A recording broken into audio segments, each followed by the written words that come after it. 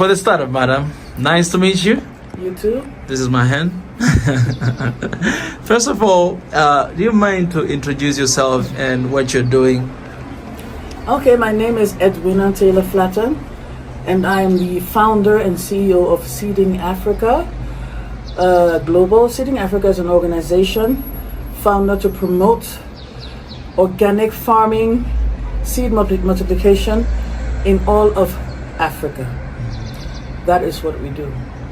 And also to create seed banks as we go within local communities. Yeah. Where is this vision came from? Why? It started in 2020. I was at home in Norway and I was asleep and I had a nightmare. It came from a nightmare. And in my nightmare, we were all as Africans walking down the pier, and as we walk, they would chain us, next. And I asked, why are we in this line? And someone said, because we have no more food. GMO came and took over all our lands. Our land is destroyed. We need to eat. And I woke up sweating. I called a friend of mine at the time, Brother Sam in Belgium, at 3 o'clock in the morning. I said, Uncle Sam, what?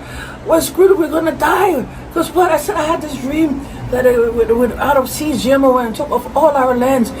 Oh, he goes, calm down, when I calm down, we'll talk about this tomorrow. I said, okay. We said, we're not gonna die tonight. We'll talk about it tomorrow. I said, okay. So the next day, he didn't call me, I called him.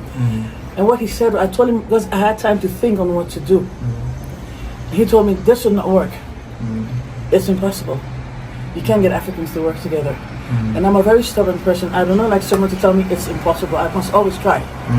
So I said, it's impossible. I'm going to show whether it's impossible or not. It's going to be done because it has to be done. We have no choice. Yeah.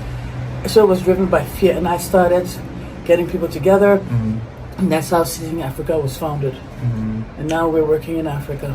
So what kind of issues or problem that is facing Africa when it comes to seeding? Well, we have multiple problems we have with seeding. Yeah. Number one, before let's say about 20 years ago, Africa was filled with natural seeds. And there was no question of GMO or non-GMO because we all just assumed they were natural because they were natural, organic, traditional seeds.